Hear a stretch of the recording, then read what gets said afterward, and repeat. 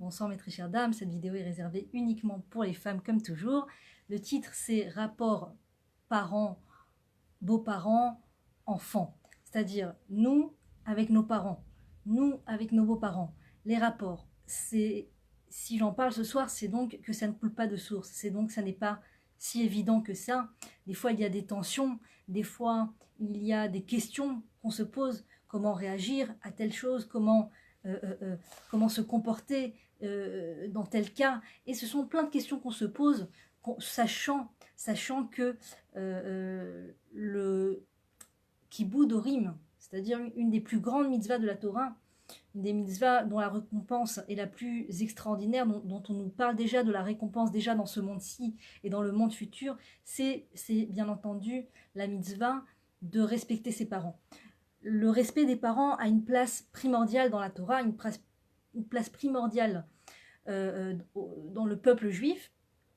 Et donc, chez nous, le peuple juif, nous respectons les anciens. Nous avons du respect à donner aux anciens. Parce que, pour plein de raisons. D'abord parce que Dieu nous l'a demandé. Donc, même si ça sort de notre compréhension, c'est-à-dire on ne comprend pas pourquoi on doit respecter nos parents, on se dit même que mes parents me respectent et je les respecterai, que mes parents commencent à agir comme ça avec moi et moi j'agirai comme ça avec eux. Mais la Torah ne nous dit pas qu'il y a des conditions pour respecter nos parents. La Torah nous dit parmi les 10 commandements, Kabed et avicha et imecha, tu respecteras tes parents. Donc ça veut dire qu'on a vraiment un grand intérêt par rapport au lien vis-à-vis des parents dans la Torah. D'accord, les parents ne sont pas passés sous silence si rapidement et si facilement. Il y a des parents et ils doivent être pris en considération, ils doivent recevoir le respect qui leur est dû. Et la raison pour laquelle c'est si difficile comme mitzvah, c'est que justement c'est une très grande mitzvah. Et plus la mitzvah est grande, plus c'est une mitzvah de le faire, et plus il y a un mauvais penchant qui se bat pour ne pas nous laisser obtenir ses mérites. Alors je voudrais d'abord remercier ma belle-sœur Esther Alexandra pour cette merveilleuse robe et ces merveilleuses robes qu'elle fait sur son compte. Vous pouvez voir Esther Baron, elle fait des robes exceptionnelles, à l'aise, belles, vraiment des robes de princesse, pudiques, mais en même temps pas sac de patates, parce que je sais que les gens n'aiment pas ressembler à des sacs de patates. Alors voilà, s'il y a bien des robes dans lesquelles on ne se sent pas sac de patates, c'est entre autres celle de ma belle-sœur Esther Alexandra Baron. Esther Baron. Donc voilà, je mettrai le lien en dessous de la vidéo Bezrat Hashem. Pourquoi est-ce que j'en viens après ces fêtes, après tout ce moment, ce grand concentré de fêtes, et on est encore plein dedans, on est en plein dans Sukkot, on vient de passer Rosh Hashanah, on vient de passer Kippour. Pourquoi est-ce que je parle maintenant des parents, des beaux-parents? Parce que il est évident que dans ces périodes, ce sont les périodes où on est le plus concentrés tous ensemble, des fois dans un appartement, des fois dans une maison, tous ensemble, et on passe les fêtes tous ensemble. Et donc, le premier jour, la première heure, il y a une euphorie, il y a une joie, il y a « Ah, salut, comment ça va ?» et tout, on est content, on rigole et tout. Et puis le lendemain, déjà au soir, les dernières heures avant que les gens ne partent, il y a parfois, je dis pas toujours, mais il y a parfois comme une tension, comme allez, qu'on puisse rentrer chez nous, allez, qu'ils puissent rentrer chez eux et que chacun puisse vivre comme il le veut et comme il l'entend. Et donc, il peut y avoir parfois même des explosions, que Dieu préserve, entre les enfants et les parents, ou les enfants et les beaux-parents. Et donc, c'est important, je pense que c'est vraiment la période propice pour parler de ça, la période des fêtes. Donc, comme je le dis toujours dans mes vidéos, ne culpabilisez, comme j'essaie de le dire, ne culpabilisez pas. Si vous entendez des choses que vous n'avez pas forcément réalisées, si vous entendez des choses que vous avez fait exactement le contraire, ne culpabilisez pas. Justement, on est là pour se renforcer ensemble. Si on ne parle pas de ça, on ne sait pas exactement ce que le Créateur attend de nous. Alors, moi, je viens parler d'un sujet qui, déjà, personnellement, est chez moi un sujet dont j'ai vraiment besoin de me renforcer dessus. Donc, c'est pour ça que je choisis ce thème ce soir et je cherche à me renforcer avant tout. Et si ça vous parle, si vous sentez que ça vous aide à faire un travail sur vous, si vous sentez que ça vous aide à en savoir plus sur ce que une personne juive doit faire dans ce monde, eh bien alors c'est avec plaisir que nous partageons ça ensemble ce soir. Les parents, les beaux-parents. Alors, je vous ai dit brièvement que des fois, à la fin de la fête, il y a une tension, chacun veut rentrer chez soi, chacun veut retrouver sa place, son petit confort et sa petite tranquillité. Et moi, j'ai des voisins, Blainara, qui sont des personnes extraordinaires, qui sont un rave et une rabbinite, qui ont des traits de caractère hors du commun, peut-être, et qui ont une communauté à eux, qui ont fait une synagogue dans leur maison, et qui ont vraiment des traits de caractère extraordinaires. Et en l'occurrence, ils reçoivent énormément de gens chez eux. Énormément de familles, déjà les enfants, énormément d'enfants, Baruch Hashem, de petits-enfants. Et en plus de ça, des invités, en plus des enfants et des petits-enfants qui sont déjà grands, qui sont déjà mariés. Et ils reçoivent énormément de monde. Et ils font énormément de nourriture. La rabbinite fait énormément de quantité de nourriture. Elle reçoit énormément de personnes. Elle fait beaucoup d'efforts pour les recevoir. Et un jour, j'étais moi-même chez moi, je recevais très peu de personnes pour très peu de jours, et j'étais déjà un peu à bout de la fatigue des enfants qui bougent, qui gigotent, on veut le silence, et les enfants qui font du bruit, etc. Et on veut servir aux invités, mais les enfants qui pleurent et tout. Il y avait comme une petite tension comme ça. On était déjà après un jour de fête, et je sors de ma maison comme ça pour respirer l'air. Je me dis, mais waouh, je ne veux même pas imaginer dans quel état la rabbinite doit être en ce moment, vu le nombre de personnes qu'elle a chez elle, quoi. Et à la fin de la fête, il y avait eu 2 jours de Yom Tov, je passe chez eux, je passe par chez eux pour aller à la synagogue, pour dire un truc à mon mari, je ne sais plus pourquoi. Et je vois la rabbinite dans une joie et une légèreté, comme si que c'était les premières heures de la fête qui venaient d'entrer, comme si qu'elle venait à peine de recevoir ses invités. Elle était là, assise, elle avait fait la vaisselle déjà, elle avait déjà fait la table, tout le monde avait mangé certainement, et ses invités lui parlaient alors que ça faisait 2 jours de Yom Tov.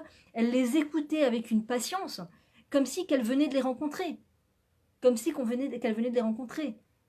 Donc c'est là où je me suis dit, mais waouh, tout est relatif en fait. On peut se plaindre pour peu des fois. En fait, on croit que c'est énorme, on croit qu'on a un poids sur les épaules très dur, très lourd. Oh là là, j'ai reçu des invités, oh là là et tout. Et il y a des personnes qui reçoivent des tonnes d'invités et qui pour eux c'est comme respirer quoi. Recevoir les invités, c'est comme respirer. Comme ils continuent de respirer, ils continuent de recevoir les invités avec patience, avec un visage avenant, de les écouter, sans les couper, sans les juger, les laisser parler sans leur rentrer dedans. Des fois, tu reçois des gens à la maison, même que tu aimes de tout ton cœur. Et pour un peu qu'ils ont une idée différente de la tienne, alors tu commences à rentrer dans un débat et ça commence à chauffer. Et tu dis, oulala, qu'est-ce que j'ai fait de parler de ça? Qu'est-ce que j'ai fait de répondre et tout. Et tu vois qu'en fait, il y a tout un art. C'est tout un art de recevoir les invités, de recevoir les parents, de recevoir les beaux-parents. Il y a des règles d'or, des règles d'or. Il faut savoir d'abord que les parents et les beaux-parents sont considérés de la même manière par nos sages. Chazal, Rabbanan, des Rabbanan, la mitzvah des Rabbanan du respect des parents est la même que l'on doit octroyer aux beaux-parents. Et il faut savoir qu'il y a des règles d'or qui facilitent la vie. Déjà, qui facilitent beaucoup la vie. C'est que si la femme, la belle-fille, a une idée spécifique, ou le gendre a une idée spécifique, il veut agir d'une certaine manière, il veut qu'on agisse d'une certaine manière dans sa maison, il veut, par exemple, je sais pas, ils sont invités pour la énième fois du mois chez leurs beaux-parents, et le gendre ressent qu'il serait temps qu'il passe un Shabbat chez eux. Et imaginons que ces beaux-parents envoient un message sur le groupe familial WhatsApp, bonne ambiance, vous venez Shabbat. Et là, le gendre va pour répondre non, on peut pas, on aimerait bien se reposer un peu à la maison. Et là, il faut savoir qu'il y a une règle d'or. Pour faire passer un message aux beaux-parents, c'est l'enfant des beaux-parents qui doit faire passer le message. C'est toujours l'enfant qui fait passer le message et non pas le gendre ou la belle-fille. Même si l'idée vient du gendre, l'idée vient de la belle-fille, c'est important que ce soit l'enfant lui-même qui fasse passer le message à son papa ou à sa maman. Si par exemple, c'est la belle-fille qui ressent qu'elle a besoin de, je ne sais pas, de rester chez elle, eh bien, elle va en parler à son mari et ils vont ensemble, dans l'intimité du couple, uniquement parler entre eux, discuter entre eux. Cette discussion ne doit être révélée à personne d'autre qu'entre eux deux. Ils parlent ensemble. Où est-ce que tu veux être pour Shabbat? Où est-ce que toi tu as envie d'être? Moi je veux être chez mes parents. Moi j'ai envie de rester à la maison. Pourquoi c'est important pour toi d'aller chez tes parents? Pourquoi c'est important toi de rester à la maison. Il y a une discussion qui se crée et disons qu'ils arrivent à la conclusion que c'est vrai. En effet, ça fait un bon moment qu'ils n'ont pas passé Shabbat chez eux seuls. C'est important de passer des moments seuls, le couple, avec les enfants, nos propres enfants, pour créer la cellule familiale. On ne peut pas être tous les Shabbats chez des gens ou tous les Shabbats invités parce que sinon la cellule ne peut pas respirer, ne peut pas se construire. C'est le moment propice pour la construction, c'est bien le Shabbat, les fêtes. Donc ça ne veut pas dire qu'on doit se renfermer sur soi et vivre se fermer aux autres et s'éloigner des autres et abandonner les autres, mais ça veut dire qu'il faut savoir que de temps en temps, il faut faire attention à bien respecter ces moments qui sont importants à la construction du couple et du rapport parent-enfant. Parce que l'attention qu'on donne à nos enfants n'est pas toujours la même qualité d'attention qu'on donne à nos enfants quand il y a les parents à la maison, quand on est chez les parents, quand on est chez les beaux-parents. Pas toujours. Des fois, ça n'a pas d'impact négatif, mais des fois, on rate un petit peu le lien. Les enfants n'ont pas parlé depuis longtemps à leur maman, mais la maman est toujours chez sa maman, donc elle parle avec sa propre maman, et donc elle n'est pas occupée vraiment à créer ce lien avec ses enfants seuls, à s'endormir avec eux, à les caresser, à leur lire une histoire. Et donc, il faut savoir mettre les mesures. Donc, disons que le couple est arrivé à une conclusion ensemble. Oui, tu as raison, on va rester à la maison pour ce Shabbat, pour pouvoir se construire, pour pouvoir passer un moment ensemble. Je suis d'accord avec toi. Shabbat prochain, on ira chez mes parents. D'accord, ils se sont mis d'accord. Ça n'est pas à la belle-fille d'appeler sa belle-mère ou de répondre sur WhatsApp sur le groupe familial. Désolé, on reste à la maison. C'est au fils d'appeler sa maman ou de lui envoyer un message, maman chérie, ou chacun avec son lien avec ses propres parents. Maman, merci pour l'invitation, c'est très gentil de ta part, on voulait beaucoup venir, mais telle et telle chose. On n'a pas besoin de mentir, mais de dire une raison qui ne fera pas de peine aux parents. Non pas, on ne veut pas vous voir, on en a marre d'être chez vous, on est toujours là. Non, surtout pas, il faut bien faire attention à ne pas blesser les parents, à ne pas leur manquer de respect, bien entendu. Et des fois, c'est pas vouloir manquer de respect, mais c'est des phrases qu'on dit, même avec amour, mais c'est des phrases qui font mal aux parents, qui font mal aux beaux-parents. Donc, on veut pas être chez vous, ça fait de la peine, ça fait mal. Donc, leur dire, papa, maman, je suis fatiguée, j'ai pas la force de prendre la voiture avec les enfants, faire toutes les valises et tout ça. Je m'excuse, j'avais très envie d'être avec vous, mais je dois être droit et honnête et connaître mes limites. Je crois que je vais avoir besoin de ce Shabbat pour reprendre des forces. Et non pas ma femme ne veut pas venir parce que elle n'a pas la force, parce qu'elle en a marre d'être chez vous, parce que elle veut se reposer, ou parce que tout simplement elle vous aime de tout son cœur, mais elle pense que c'est important qu'on construise notre cellule. Certainement pas de faire passer le message au nom de la femme. L'enfant doit passer par cette stratégie, si vous voulez, de bonne entente. C'est pas du mensonge, c'est pas de la comment dire, un manque, comment dire, d'où par soufiout, comme on dit en hébreu, en français je sais pas comment on dit, c'est pas un manque d'amour ou quoi que ce soit, c'est tout simplement une stratégie pour sauvegarder les liens familiaux et pour qu'il y ait le moins de blessures. Parce que quand les parents sont blessés, quand les beaux-parents sont blessés, ça marque et après ça les fait réfléchir, et après ça les attriste, et après ils sont tristes et ils sont pas bien, ils font que penser à ça. Pourquoi ma belle-fille elle m'a dit ça? Pourquoi ma belle-fille elle veut pas venir? Pourquoi mon gendre il a dit qu'il voulait pas venir? Pourquoi? Ça les fait souffrir, et puis en plus ça peut créer, que Dieu préserve, une animosité entre les beaux-parents et le gendre ou la belle-fille. Et c'est dommage d'aller sur ce chemin d'animosité. Justement, là, on sort de Kippour, on est censé être en bonne relation avec les gens, on a été nettoyé de nos péchés, on a demandé pardon à qui on doit demander pardon. Et donc, on sort de Kippour, on est tout propre. Donc, autant protéger cette blancheur et cette propreté à laquelle on est arrivé par la bonté divine qui nous nettoie, le Créateur qui nous nettoie le jour de Kippour. Et donc, autant sauvegarder les liens, autant qu'on soit en paix. C'est important d'être en paix. Il y a assez shalom alechem on demande dans toutes les tfilotes, dans plein d'autres tfilotes, dans plein de prières, on demande qu'il y ait la paix entre nous, que Dieu fasse la paix entre nous. La paix, c'est très, très, très important qu'il y ait la paix entre nous. Ça ne veut pas dire qu'on va aller déménager chez ses parents pour qu'il y ait la paix entre nous. Ça ne veut pas dire qu'on va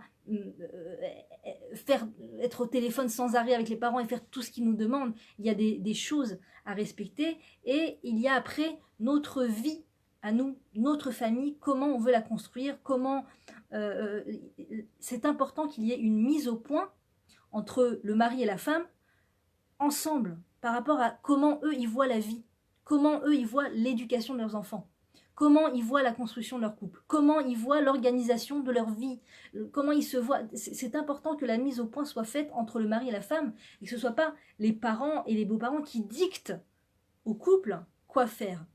On peut tout à fait écouter les conseils et on doit écouter avec patience les conseils de nos parents que les parents nous donnent.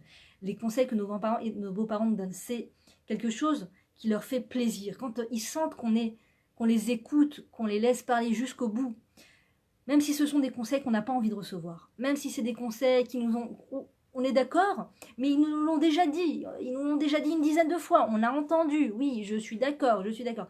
Eh bien, c'est important. Ça leur fait du bien de sentir qu'ils ont une place. Ça leur fait du bien de sentir qu'ils ont une fonction dans ce monde. Qu'ils ont une fonction dans ce monde.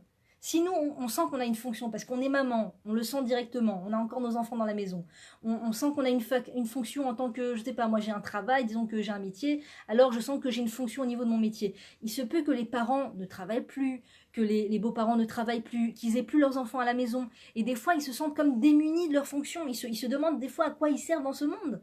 Et c'est un sentiment qui n'est pas simple à vivre. À quoi je sers dans ce monde si mes enfants ne veulent plus de mes conseils? Si mes enfants et mes belles-filles et mes gendres ne reçoivent plus ce que j'ai à leur donner, à quoi je sers dans ce monde? C'est un sentiment qui n'est pas facile à surmonter. Donc, une des choses qui fait plaisir aux parents et aux beaux-parents, et ça je me le dis à moi-même, vraiment, tout ce que je dis ce soir, c'est vraiment avant tout pour me travailler sur moi. C'est d'écouter leurs conseils jusqu'au bout. Même si on n'est pas d'accord avec leurs conseils, écoutez déjà le conseil jusqu'au bout. Si c'est ses propres parents, on peut toujours donner une réponse différente à ce qu'ils nous ont dit, par rapport, si ils viennent de nous donner un conseil d'éducation dont on est complètement contre cette chose-là. Pas juste parce qu'on a envie d'être contre pour les embêter, parce que vraiment on a étudié, on a bien compris le sujet, on a bien vu le sujet, et on a décidé de faire exactement le contraire de ce qu'ils nous disent. Par exemple, ils nous disent arrête d'allaiter ton bébé, et moi dans ma tête je sais que je veux allaiter mon bébé, c'est évident pour moi, c'est clair.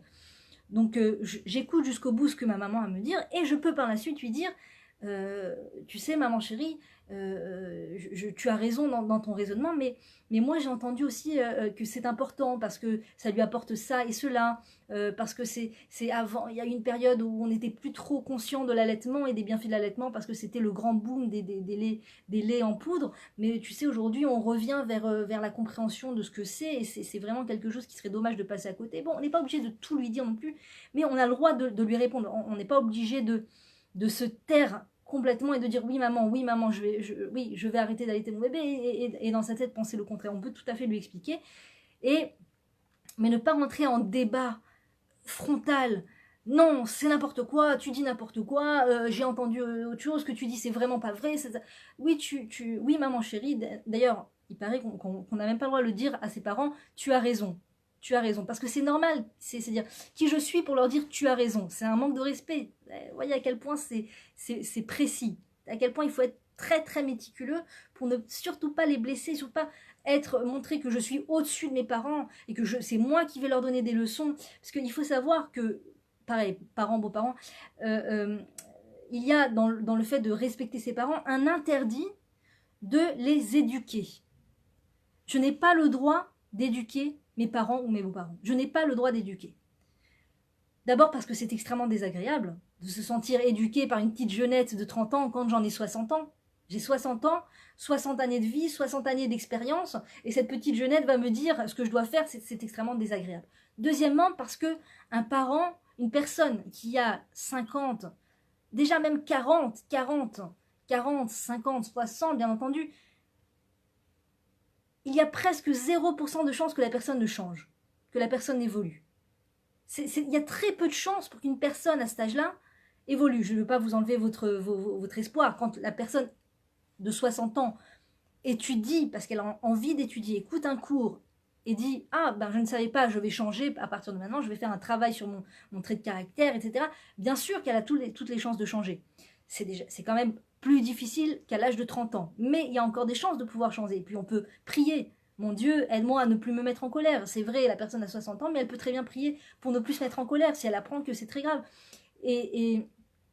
Mais en tout cas, si moi, en tant que personne jeune, je viens et je commence si je parle avec une amie et que je lui dis, tu sais, la colère, c'est terrible sur les enfants, ça leur fait pas du bien et tout ça et tout, il se peut que je réussisse à la convaincre. Mais si je commence à convaincre mes parents qui ont 50, 60 et plus, qu'il ne faut pas se mettre en colère, qu'il ne faut pas faire ça et ça et ça, il y a très peu, il vaut mieux même pas espérer les voir évoluer, les voir changer ou de voir que je vais avoir un impact de les faire changer. Il se peut qu'en étant moi-même un exemple personnel, par exemple, de ne pas médire et de ne pas accepter la médisance, eh bien je vais donner à mes parents et beaux-parents la conscience de l'importance de ne pas médire. Mais si je commence à leur dire, écoutez, voilà, je vous explique, c'est important de ne pas médire, il faut arrêter de médire, vous pouvez pas continuer de médire comme ça, c'est pas possible, c'est pas bien la médisance, vous savez, ça les remet en question, ça les met pas, ça leur enlève leur respect et ça n'est pas du tout gagné que je vais les aider à prendre conscience. Au contraire, ça risque de les rebeller, de les énerver encore plus et voilà, et de se sentir, ils vont sentir qu'on leur manque de respect. Donc ça ne veut pas dire que je dois maintenant médire avec mes parents et mes beaux-parents ou recevoir la médisance qu'ils ont à me dire, certainement pas. Parce que dans la Torah, Dieu nous dit Kabed et avicha vetimecha, Ani Hashem Elokecha. Ça veut dire respecte ton père et ta mère, je suis ton Dieu. Je suis Hachem ton Dieu. Pourquoi est-ce que Hachem nous dit juste après respecte ton père et ta mère, je suis Hachem ton Dieu? Pour nous dire que respecte tes parents, fais tout ce que tu peux pour respecter tes parents, mais s'ils te demandent quelque chose qui va contre mes règles, contre mes lois, alors rappelle-toi que je suis ton Dieu, c'est moi qui passe avant. Au niveau de ça, c'est moi qui passe avant. Si tes parents te disent prends la voiture pour venir nous voir de temps en temps le Shabbat, le samedi, le week-end, prends la voiture pour venir nous voir.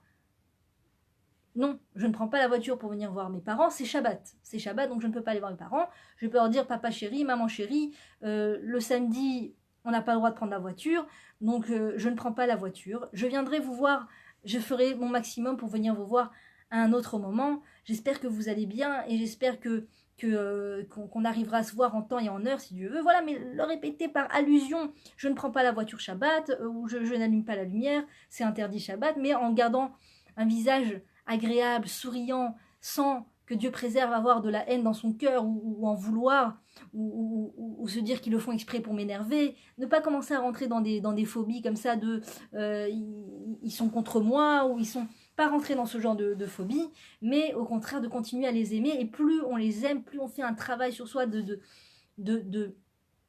continuer à aimer ses parents et ses beaux-parents, même quand on n'est pas d'accord, même quand ils nous disent quelque chose qui nous fait un tour de sang ou quoi, ou je sais pas, qui nous met dans des états énervants, et bien même si je continue à les aimer dans ces moments-là, c'est là où ils vont être plus aptes à recevoir l'exemplarité que j'ai à leur montrer, sans lourdeur, sans je vais vous faire la leçon et tout ça, mais ils vont être plus ah ok, oui, je comprends ce que ma belle-fille veut dire, ah je comprends ce que ma fille, pourquoi ma fille fait ça, parce que je continue de les aimer. Alors que s'il y a une haine, là c'est carrément que Dieu préserve une dispute, c'est une dispute, et là c'est impossible de faire passer ni aucun message, ni quoi que ce soit. Donc c'est très important de garder les liens sains entre nous. Une chose importante aussi pour ne pas... On dit tu ne mettras pas un obstacle devant un aveugle. Une des manières de mettre un obstacle devant un aveugle, c'est de le faire fauter, c'est de faire quelque chose qui va pousser l'autre à fauter. Alors par exemple, si je sais que mes parents ou mes beaux-parents, ou même de manière générale, même si j'ai en face de moi la personne la plus au courant du fait de ne pas médire, eh bien c'est important de ne pas parler des gens. Ah, qu'est-ce qu'il en est de machin? Ah, et Thierry, tu l'as vu depuis? Tu sais que je ne l'ai pas vu, tu sais que j'ai vu sa femme, ah, tu sais qui j'ai rencontré, ah, tu te souviens de cette personne, même si nous, on n'a pas l'intention de médire, ça peut faire une association d'idées chez l'autre, chez l'interlocuteur, chez la personne qui nous écoute, et ça peut l'amener à tout d'un coup se rappeler de quelqu'un qui l'a énervé et de vouloir commencer à parler mal sur à la personne. Donc faire attention de ne pas parler des gens. Pas parler des gens, de personne, même pas de sa famille. Ah, vous savez, ma sœur, ah, vous savez, ma belle-sœur, ah, vous savez, même si moi j'aime ma sœur, peut-être que je vais éveiller chez l'autre de l'animosité. Vous savez que, peut-être par exemple, je sais pas moi, ma belle-mère m'amène un gâteau, et je goûte le gâteau, je dis, ah, il est bon, il est bon. Ah, vous savez que ma sœur fait des gâteaux, mais extraordinaires. Et ça, c'est une des manières de rendre l'autre jaloux. Tu éveilles, en fait, on éveille la jalousie chez l'autre. Pourquoi elle me parle de sa sœur maintenant? Pourquoi elle me parle des gâteaux de sa sœur? Si elle savait le nombre d'heures que j'ai mis pour faire ce gâteau. Et ça peut réveiller une animosité, ça peut faire couler de la médisance que Dieu préserve, etc. Ou de la jalousie, voilà.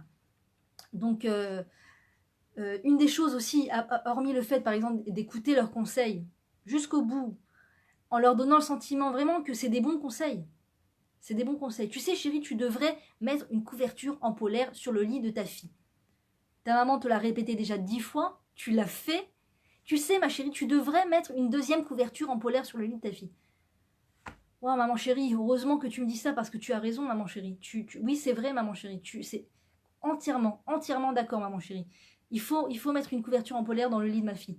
Tu as raison. Ça va, pas tu as raison. J'arrive pas à ne pas dire ce mot. Pour moi, c'est le mot qui sort. Je sais pas par quoi on peut le remplacer ce mot. Ah là là, c'est vrai, maman chérie, il faudrait mettre une couverture en polaire. Bah d'ailleurs, j'ai commencé à me renseigner sur des bonnes couvertures en polaire depuis que tu me l'as dit. D'ailleurs, ça me trotte dans la tête parce qu'il faut vraiment le faire. J'en ai parlé à mon mari, il est tout à fait d'accord qu'il faut mettre absolument une couverture en polaire. Donnez le sentiment.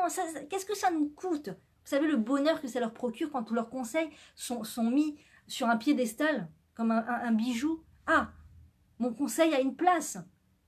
J'ai de la place. On me donne une place. Vous savez qu'un parent, des beaux-parents, qui sentent qu'on leur donne leur place par des choses simples, pas en les faisant vivre chez nous, on va pas les vivre chez eux, on va pas maintenant faire des choses qu'ils nous demandent de faire qui sont complètement à l'encontre de notre façon de penser et de nos idéaux.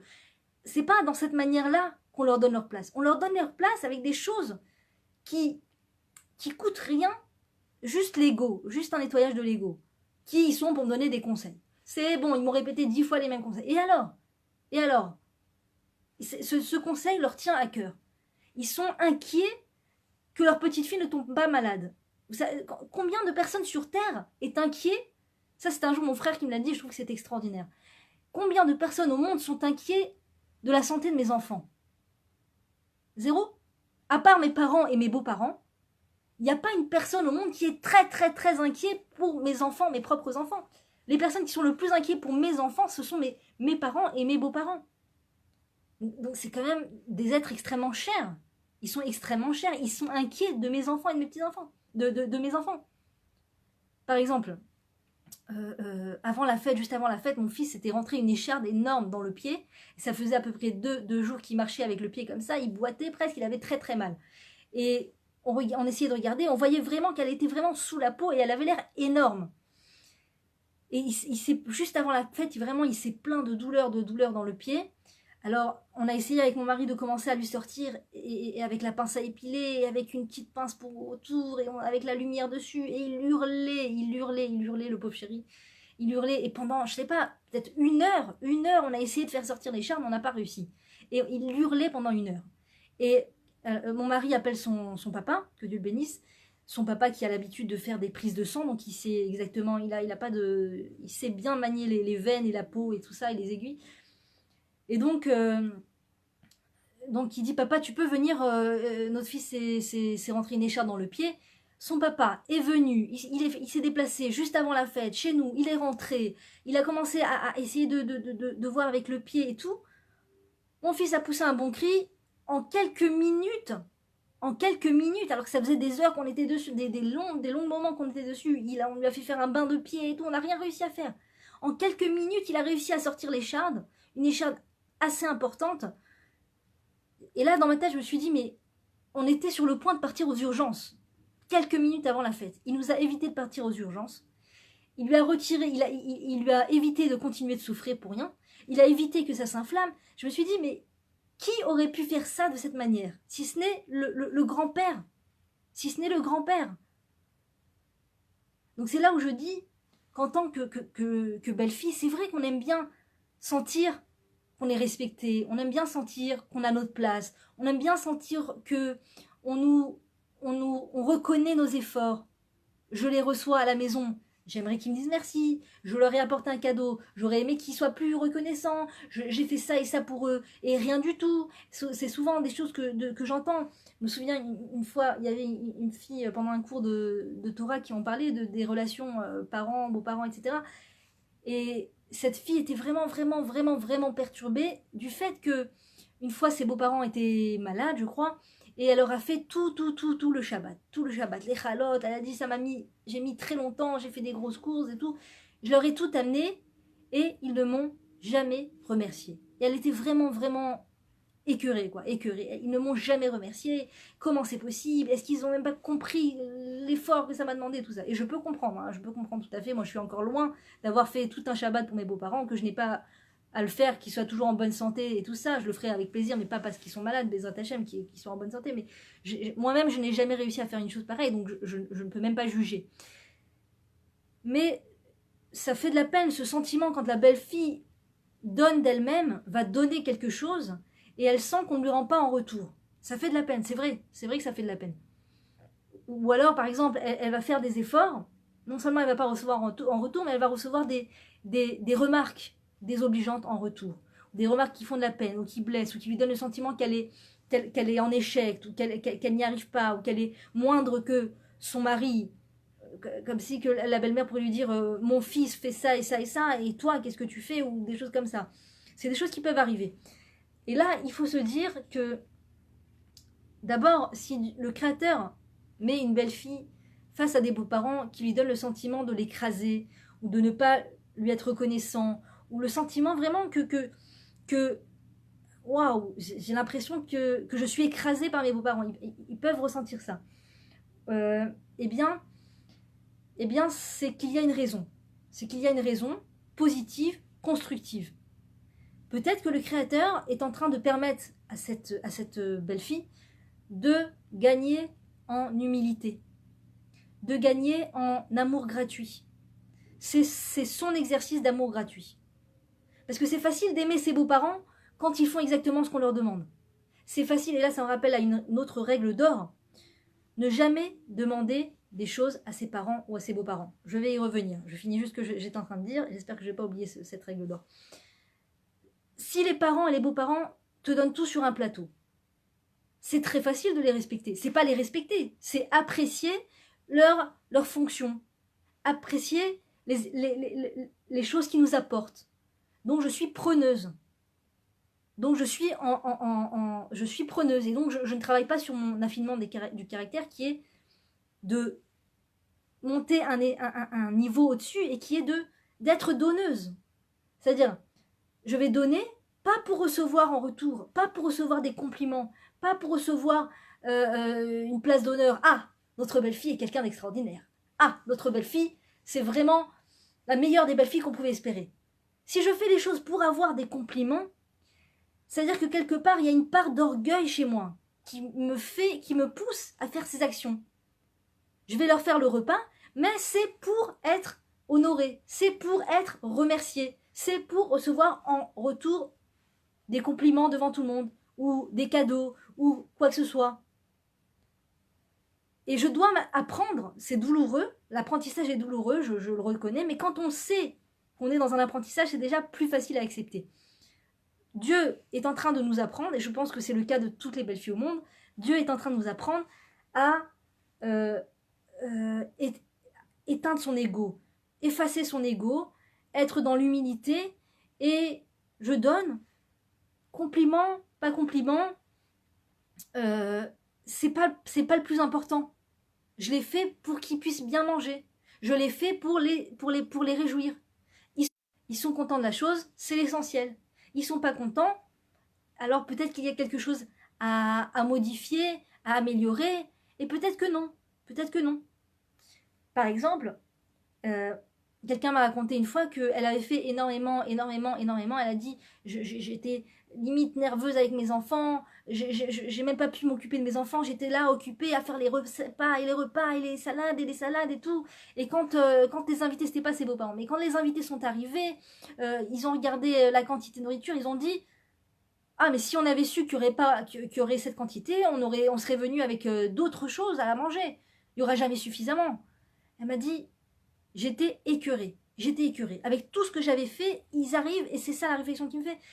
J'étais tellement écœurée, je suis retournée en furie dans la cuisine et je me suis remise à faire des salades. Et moi, je lui ai rien dit, mais dans mon cœur, je me disais, peut-être que c'était pas ça la conclusion à laquelle il fallait arriver. Peut-être que c'était pas ça. Tu as fait une quantité énorme de nourriture sur le compte de tes enfants, et en plus, tu t'es effondré parce que les invités n'ont pas su voir la valeur de la chose. Pourquoi? La question c'est pourquoi est-ce que tu as fait tout ça? Pourquoi est-ce que tu as fait tout ça? Par bonté, par chesed, ou parce que tu avais envie qu'on dise de toi que tu as un cordon bleu? Ou parce que tu avais envie qu'on te complimente? Ou parce que tu avais envie qu'on dise à table, c'est quoi cette table de fou? C'est quoi ces salades? Oh, c'est quoi ces salades de fou? C'est quoi ce plat de fou? C'est le plat de ma mère qu'elle me fait, que j'adore. Ah, les chalotes de machin. Ah, elles sont exceptionnelles. Tu avais envie de ça. Tu avais besoin de compliments. Eh bien, on ne fait pas les choses. On ne peut pas indéfiniment toute sa vie faire les choses pour les compliments. Dieu veut nous apprendre à être des gens libres. Des gens libres. N'être dépendants de rien dans la vie. Surtout pas des compliments. Et surtout pas du regard des gens sur nous. Donc, si j'ai dû manquer de patience avec mes enfants, j'ai dû ne pas être à leur écoute et ne pas leur donner ce dont ils avaient besoin, tout ça pour épater les invités, heureusement que le Créateur leur a fait dire à mes oreilles des remarques désobligeantes, pour m'aider à sortir de mon film, pour m'aider à me déconnecter de mon film. La conclusion, ça aurait dû être, non pas j'aurais dû faire plus de salades, mais peut-être que c'est pas la période pour inviter des gens. Peut-être qu'il faut qu'on vive un petit peu plus simplement dans la simplicité en ce moment. C'est une personne qui a des enfants en bas âge, donc c'est par rapport à ça que je dis ça. Peut-être que c'est le moment de se concentrer sur ses propres enfants. Peut-être qu'on est trop tourné vers les invités, trop tourné vers les gens qu'on invite à la maison et pas suffisamment vers nos enfants qui ont un besoin émotionnel énorme. Le Shabbat, ils ont besoin de créer ce lien avec papa et maman. C'est ça qui va les nourrir pour la vie. C'est un vaccin pour la vie. Et des fois, alors on veut raconter des histoires à nos enfants, ils n'ont pas envie qu'on leur raconte des histoires, mais ils ont juste envie de jouer avec leurs frères et sœurs, mais sentir que maman est là derrière et qu'elle nous regarde avec attention. Pas de sentir que maman est toujours hypnotisée par sa copine, par sa voisine, toujours dans des grandes discussions et des grandes rigolades avec sa voisine ou avec sa copine ou avec ses invités, et que dès que moi je veux lui montrer mon puzzle, ou que dès que moi je veux lui montrer mon jeu, ou dès que moi je veux lui expliquer par quoi je passe en ce moment, eh bien ça l'intéresse plus du tout, et qu'elle court après le nettoyage de la maison et les plats et tout ça pour montrer à ses invités que, vous savez, quand les parents sont tournés vers les invités, les enfants le ressentent très fortement, pas légèrement, ils le ressentent très fortement, surtout quand ils sont jeunes, peu importe l'âge, même adolescents, même... Ils le ressentent fortement. Et ça crée une lacune chez eux. Ça ne veut pas dire qu'on ne peut jamais inviter. Mais il y a une bonne mesure dans chaque chose. On peut inviter, il y a ce qui s'appelle la mitzvah de Achnasat Orchim, la mitzvah de faire recevoir des gens chez soi. C'est des gens qui n'ont pas où aller. C'est des gens qui n'ont pas de quoi manger. C'est des gens qui sont dans un endroit où ils ne peuvent pas retourner chez eux, ou alors un homme dont la femme est partie en voyage et il est seul, ou la femme qui est seule sans son mari. Donc là, c'est vraiment de la bonté, c'est vraiment ce qui s'appelle Achnasat Orchim, c'est vraiment la mitzvah de recevoir des invités. Mais appeler des amis, et n'importe qui, les voisins et les beaux-parents sans arrêt, parce qu'on a peur de se sentir seul, parce qu'on a le sentiment que ça sert à rien, un Shabbat seul, moi, mon mari, mes enfants, à quoi ça sert? Ça sert à créer les liens. Parce qu'on n'a pas la force et la patience de se retrouver face à ses enfants, à faire cet effort d'être avec eux, d'être à l'écoute, de les endormir, d'être avec eux et tout ça. Alors on invite des gens, et ça, c'est de l'esclavage. C'est pas de la liberté, on n'est pas libre. Donc voilà. J'aimerais revenir vers la règle d'or du fait de ne jamais demander des choses à ses parents ou à ses beaux-parents. Je m'explique. Si c'est quelque chose que les parents attendent qu'on leur demande, désirent qu'on leur demande, c'est une mitzvah. Si on demande quelque chose aux parents et aux beaux-parents, qui sont capables de faire, mais qui leur demandent un effort, qu'ils n'avaient pas prévu de faire, d'accord? Ça fait partie du manque de respect des parents. Il faut faire très attention à ces choses-là. Je sais, c'est difficile quand on n'est pas trop habitué à ça ou quand on l'entend pour la première fois. Moi, quand je l'ai entendu la première fois, je suis tombée de très haut parce que je sais pas, il y a un réflexe en tant que fille ou en tant que belle-fille, des fois, à demander. Et bien, en fait, il faut faire très attention pour ceux qui connaissent, c'est la rabbinite Ziva Meir qui l'explique. D'ailleurs, elle témoigne qu'avec sa belle-fille, elle a un lien extraordinaire et elle dit je témoigne que mon lien avec ma belle-fille est une exception à tout ce mythe de la mauvaise, de la guerre sempiternelle entre la belle-fille et la belle-sœur, et la belle-fille, entre la belle-mère et la belle-fille. Non, c'est pas vrai. Il y a des cas où la belle-mère et la belle-fille s'entendent très bien, et je ne suis pas la seule, je connais d'autres personnes qui témoignent, et c'est possible. On peut arriver à bien s'entendre avec sa belle-mère, on peut arriver à ce qu'il y ait une ambiance légère, agréable, d'amour si possible. Si vous êtes dans un cas où vous avez été touché ou fragilisé, ou comment dire, que vous avez été touché par votre belle-mère, que vous êtes vraiment fragile, sensible dernièrement sur un sujet de ce type, vous n'êtes pas obligé tout de suite d'arriver à l'amour fou avec votre belle-mère. C'est toute une vie, c'est tout un travail. C'est le travail d'une vie, c'est le travail d'une vie béhémeth. C'est béhémeth le travail d'une vie. Donc, ne rien demander de la part des parents et des beaux-parents, ça veut dire. La rabbinite Levanon nous raconte à propos de ça que elle s'était faite, vraiment, elle s'était mise, elle avait pris sur elle de, une fois par semaine, faire le trajet jusqu'à chez ses parents pour leur rendre visite. Quand elle était déjà mariée avec des enfants en bas âge et tout ça, elle faisait vraiment tout ce qu'elle pouvait pour une fois par semaine au moins aller leur rendre visite alors qu'ils habitaient assez loin. Elle prenait la voiture et elle faisait une longue route jusqu'à chez eux.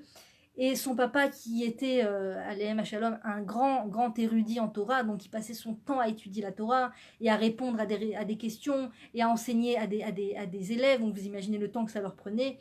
Et sa mère était vraiment un pilier de bonté de la communauté là-bas où ils étaient. Donc ils étaient très occupés, vous voyez, le genre de parents qui ne sont pas à la retraite. Et donc elle leur rendait visite une fois par semaine. Et quand elle arrivait, son père venait vers elle et lui disait « Ma fille chérie, je te fais une omelette ?» Et elle disait, des fois je lui disais non parce que j'avais mangé dans la voiture, donc j'avais vraiment pas faim. Et des fois je lui disais non parce que je voulais vraiment pas le déranger. Mais en tout cas je lui disais toujours non. Non papa, non papa, non papa, merci papa, non papa, ne te dérange pas papa. Et elle dit petit à petit, je remarquais que il était un peu déçu que je lui dise non. Comme si qu'il avait envie de me faire une omelette. Elle me dit mais pourtant je sais qu'il est très occupé. Je voulais que ça soit léger pour lui de me recevoir, que ce soit pas qu'il doit me cuisiner, tout ça. Elle a dit une fois, il se trouve que j'avais très faim, vraiment, j'étais enceinte peut-être, je ne sais plus pourquoi, elle avait très faim, et elle a dit, son papa lui a dit, chérie, je te fais une omelette. Elle a dit, oui papa, je veux bien. Et elle a dit, là, j'ai vu son visage s'éclairer, une lumière de joie qui est rentrée en lui. Il s'est mis en chantonnant presque à prendre la poêle et à casser les œufs et à faire une super omelette. Il était heureux de lui servir son omelette. Et quand elle a commencé à manger et à se régaler, à pousser des cris de bonheur. Oh, qu'est-ce que c'est que cette omelette? Mais c'est quoi cette omelette, papa? Mais c'est quoi ta recette? Mais qu'est-ce que tu mets dedans? Il était aux anges. Elle a dit, depuis ce jour-là, j'ai compris que je devais lui dire oui quand il me demandait si je voulais une omelette. Donc ça, c'est ce qui s'appelle, entre guillemets, demander aux parents. C'est-à-dire que c'est pas qu'elle va demander à son père de lui faire une omelette, mais elle va pousser son père à faire un effort pour elle. Mais c'est un effort qui fait plaisir au père, qui lui fait revivre, qui lui fait se sentir papa, qui lui fait sentir qu'il a une fonction, qui donne à manger à son enfant. Et ça, c'est un bonheur pour lui. Mais il arrive parfois qu'on arrive chez ses parents, et les parents ont fait un plat, et ont mis la table, et il y a tout à table. Et nous, en tant qu'enfants, on se souvient qu'il y a une salade qu'on adore, mais qu'elle n'est pas sur la table. Ou par exemple, on adore la boutargue. La boutargue, c'est le genre des œufs de poisson. On adore la boutargue, et on voit que y a pas, d'habitude, il y a toujours la boutargue, mais là, il n'y a pas la boutargue. Et en plus, j'avais une envie de boutargue énorme, et en plus, je suis enceinte, alors j'ai une envie de boutargue enceinte, mais attends, c'est l'occasion de demander la boutargue. Et là, on demande à ses parents, papa, maman, il n'y a pas de la boutargue? Et là, peut-être qu'il n'y a pas de boutargue, donc ça va désoler les parents. Non, chérie, oh là là, en plus t'es enceinte, oh ma chérie, t'avais envie de la boutargue, ah j'ai oublié, quel idiot, j'ai oublié la boutargue, quel idiot, je l'avais acheté, il l'a pas mis dans le sachet. Déjà, ils vont culpabiliser. S'il y a de la boutargue, ça va les faire se lever, Ils sont en train de manger, on n'imagine pas combien d'efforts ils font pour nous recevoir. Ils ont fait des efforts, ils ne se sont pas arrêtés, ils ne se sont pas assis, ils ont fait à manger, ils ont fait les courses. Ou des fois, ils n'ont pas fait spécialement, mais ils sont fatigués, ils sont faibles, ils sont à bout de force. Et nous, on va les faire se lever. Donc ça, il faut faire attention. Et ça, c'est encore une petite chose, la boutade. Des fois, on va leur demander des choses très importantes, on va leur demander des choses. Alors, si par exemple, ils nous disent, chérie, est-ce que tu veux, j'aimerais vraiment, vraiment, vraiment que tu m'amènes ta fille. J'aimerais passer un moment avec elle, à la maison. Je lui ai acheté des livres et je lui ai jamais raconté et je lui ai jamais donné encore. Et j'aurais vraiment, à chaque fois que je vois les livres, je me dis, j'ai pas encore raconté à ma petite fille les livres que je voulais lui raconter. S'il te plaît, fais-la venir à la maison. Donc, ça lui fait plaisir. Donc, je lui dépose ma fille. Je viens de lui déposer ma fille.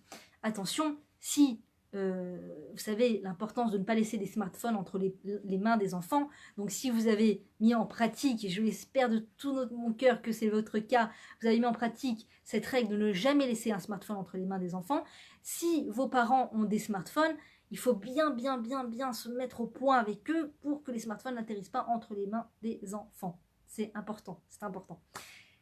Ou alors, si vous ne voulez pas les vexer, être là sur place. Être sur place. Et donc, voilà. Mais si maintenant, mon parent est occupé, est dans le feu de l'action, il m'a rien demandé, voilà, et que je dis, papa, maman, toutes les vacances, les enfants sont chez vous. J'impose à mes parents.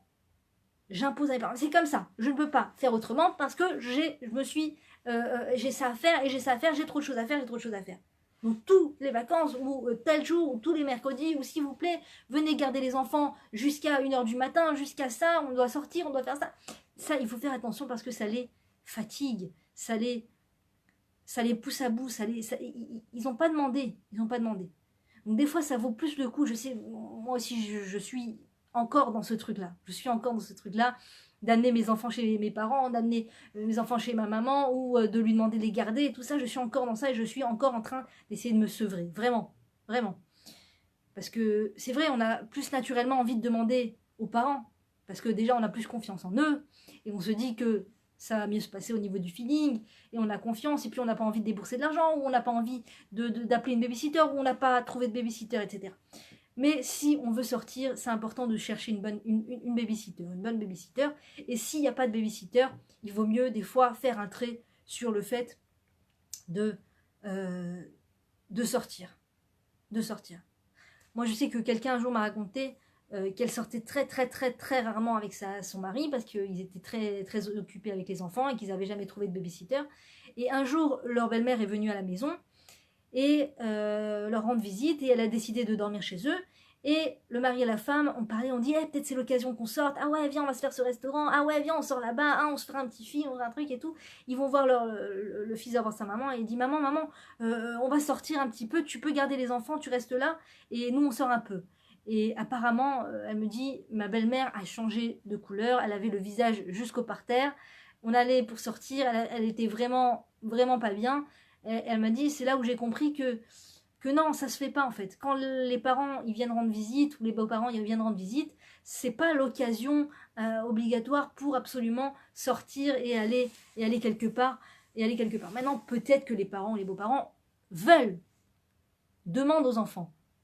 Mes chéris, on vient garder les enfants, faites-nous plaisir, sortez entre vous. Sortez entre vous. Prenez un moment pour vous. Prenez un moment pour votre couple. C'est possible. C'est possible. Quelqu'un m'a raconté dernièrement que ses beaux-parents lui ont dit ça. Prenez un moment pour vous, on vient garder les enfants ou déposez-nous les enfants. Donc ça existe. Mais ce n'est pas une démarche des enfants vers leurs parents. Papa, maman, ah vous êtes là, ça tombe bien, on voulait sortir. C'est des choses qu'on apprend. On apprend petit à petit. On sent, on fait des choses sans savoir, on fait des erreurs, on voit que ça ne fait pas plaisir et après on apprend de ces choses-là. Donc s'il y a un contact difficile avec les parents ou avec les beaux-parents, s'il y a un contact difficile, le Rav Ben Ishai nous dit de les respecter par distance. Si jamais il y a vraiment un contact qui est destructif ou on ne peut pas s'empêcher de se disputer, alors être le moins possible à proximité jusqu'à qu'on règle ce problème, jusqu'à qu'on travaille suffisamment sur soi pour ne plus se mettre dans cette situation. Mais respecter par téléphone ou de temps en temps apporter un cadeau, ou de temps en temps, le fils va apporter un cadeau de la part de la belle-fille de sa femme, ou pour essayer de rabibocher les liens, de récupérer les liens, pour faire en sorte que les liens soient sains et soient bons, et qu'il n'y ait pas une discorde comme ça, comment dire, silencieuse, une guerre froide, les uns ici, les autres là-bas, on se voit plus, on s'appelle plus personne, plus rien. C'est pas obligatoirement au gendre ou à la belle-fille de faire le pain, mais en tout cas, il faut qu'il y ait un lien, il faut que le fils soit en contact avec ses parents, que la fille soit en contact avec ses parents, au moins par téléphone, Shabbat Shalom, comment ça va, envoyer des fleurs, apporter des fleurs, etc. Faire des gestes, faire des choses qui leur font plaisir, qui leur montrent qu'on les aime encore, qu'on les a pas oubliés. C'est important. La rabbinite Yemima Mizrahi, je vais rapporter 2 histoires à son sujet, vraiment très très importante. La première, c'est qu'elle nous explique que tant que c'est pas difficile, c'est que c'est pas du respect des parents, c'est pas du kiboudorim. Si c'est facile, si c'est juste le kiff, tu vas chez ta mère, tu papotes, tu lis le magazine, vous regardez un film entre vous, c'est le kiff, ça s'appelle pas kiboudorim, ça s'appelle kiffer avec ses parents. Quand c'est difficile, c'est là où c'est du respect des parents. Quand tout d'un coup les parents disent quelque chose avec lequel on n'est pas du tout d'accord, ou quand les parents font quelque chose auquel on ne s'attendait pas, on attendait le contraire de leur part, ou ils n'ont pas pu venir, ou ils ont dit quelque chose, peu importe, c'est difficile et tu continues de te taire, c'est difficile et tu continues de les respecter, là c'est vraiment du kiboudorim. Ou alors aller visiter son parent malade, ou aller rendre visite à ses parents en maison de retraite. Alors des fois il y a des personnes, c'est tout à fait légitime, qui supportent pas mettre le pied dans une maison de retraite, qui supportent pas mettre le pied dans un hôpital. Oui, mais c'est ton père, c'est ta mère, ouais, je sais, mais je peux pas. L'odeur de l'hôpital, l'odeur de la maison de retraite, et puis les gens, ils sont laissés aller, je peux pas. Et c'est là où c'est le respect des parents. C'est un mérite extraordinaire qui se répercute sur toutes les générations, 1000 générations. Une action de respect des parents, je vais rendre visite à mon père dans la maison de retraite, ça, c'est des mérites pour toutes les générations. Toutes les générations. Et je mange les fruits dans ce monde et dans le monde futur. C'est une récompense extraordinaire. Extraordinaire. Et on gagne la longévité. On a une longue vie. Celui qui s'occupe de ses parents reçoit une vie longue. Une vie de joie, une vie remplie de joie et longue. C'est la promesse que le Créateur nous fait dans la Torah. Et il y a encore plein de choses qui découlent de ça qu'on ne connaît pas. Ça c'est juste le dessus de l'iceberg, il y a encore plein de choses en souterrain extraordinaires que le respect des parents nous apporte. Donc c'est sûr que quand on voit juste froidement, je vais rendre visite à mon père dans une maison de retraite qui sent mauvais, il s'est laissé aller et tout ça, et en plus avec mon père on avait un très mauvais contact, il m'a toujours crié dessus, il m'a frappé, il m'a fait ça et tout ça, je peux pas, c'est plus fort que moi. Il faut se dire que plus c'est dur,